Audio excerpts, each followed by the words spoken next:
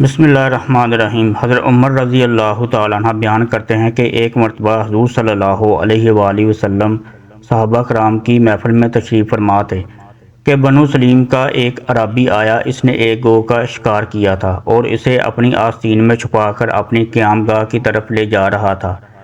اس نے جب صحابہ کرام کی جماعت کو دیکھا تو اس نے کہا، یہ لوگ کس کے گرد جمع ہیں؟ لوگوں نے کہا، اس کے گرد جس نے نبوت کا دعویٰ کیا ہے۔ وہ لوگوں کے درمیان سے گزرتا ہوا حضور صلی اللہ علیہ وآلہ وسلم کے سامنے آ کر کھڑا ہوا اور کہنے لگا، اے محمد صلی اللہ علیہ وآلہ وسلم، کسی عورت کا بیٹا تم سے بڑھ کر جھوٹا اور مجھے ناپسند نہیں ہوگا۔ اگر مجھے اس بات کا ڈر نہ ہوتا کہ میری قوم مجھے جلد باز کہے گی تو تمہیں قتل کرنے میں جلدی کرتا اور تمہارے قتل سے تمام لوگوں کو خوش کر دیتا۔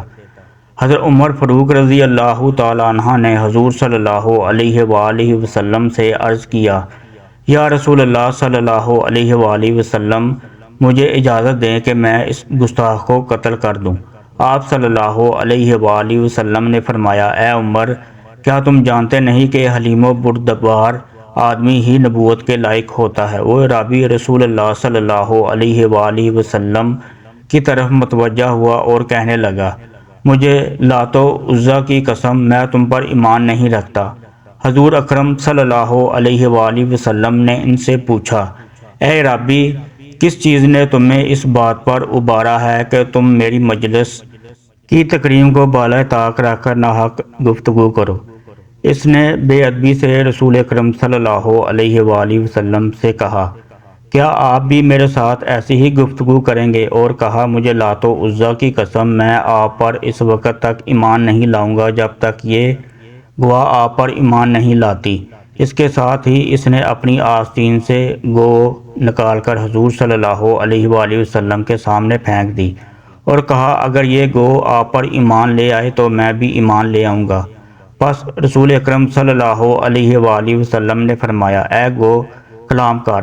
پس گو نے ایسی واضح اور فصیح عربی میں کلام کیا کہ جیسے تمام لوگوں نے سمجھا۔ اس گو نے عرض کیا، اے دو جہانوں کے رب کے رسول، میں آپ کی خدمت میں حاضر ہوں۔ حضور نبی کریم صلی اللہ علیہ وآلہ وسلم نے اس سے پوچھا، تم کس کی عبادت کرتی ہو؟ اس نے عرض کیا، میں اس کی عبادت کرتی ہوں جس کا عرش آسمانوں میں ہے، زمین پر جس کی حکمرانی ہے اور سمندر پر جس کا قبضہ ہے، جنت میں جس کی رحمت ہے اور دوزخ میں جس کا عذاب ہے۔ آپ صلی اللہ علیہ وآلہ وسلم نے پھر پوچھا، اے گو، میں کون ہوں؟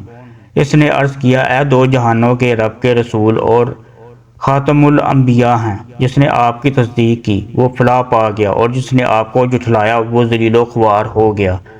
عرابی یہ دیکھ کر بول اٹھا، میں گواہی دیتا ہوں کہ اللہ کے سوا کوئی معبود نہیں اور بے شک آپ اللہ کے سچے رسول ہیں۔ جب میں آپ کے پاس آیا تھا تو روئے زمین پر آپ سے بڑھ کر کوئی شخص مجھے ناپسند نہ تھا، اور باخدا اس وقت آپ مجھے اپنی جان اور اولاد سے بھی بڑھ کر محبوب ہیں۔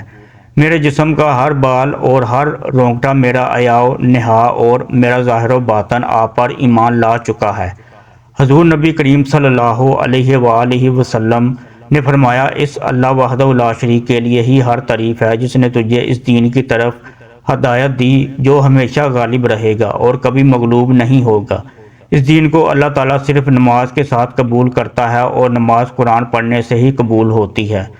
پھر حضور صلی اللہ علیہ وآلہ وسلم نے اسے سورہ فاتحہ اور سورہ اخلاص سکھائیں۔ وہ عرض گزار ہوا، یا رسول اللہ صلی اللہ علیہ وآلہ وسلم، میں نے اس سے حسین کلام کبھی نہیں سنا۔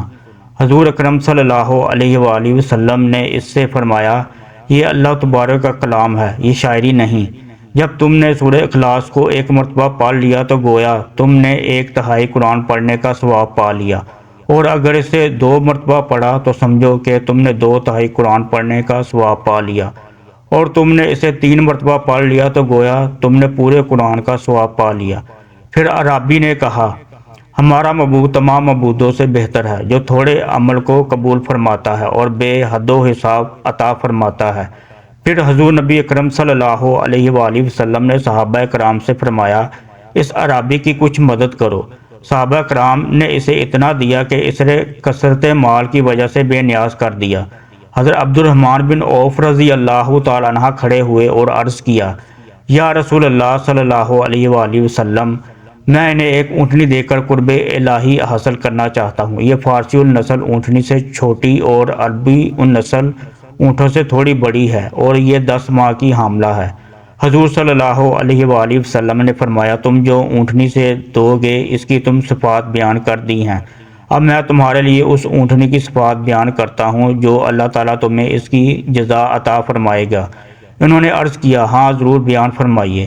آپ صلی اللہ علیہ وآلہ وسلم نے فرمایا، تمہارے سوراخ دار موتیوں کی اونٹنی ملے گی جس کے پاؤں سبز زمرد کے ہوں گے اور جس کی گردن زرد زبرد جد کی ہوگی، اور اس پر کجا ہوگا جو کہ کریپ اور ریشم کا بنا ہوگا۔ وہ پرسرا سے تمہیں بجلی کی طرح گزار دے گی۔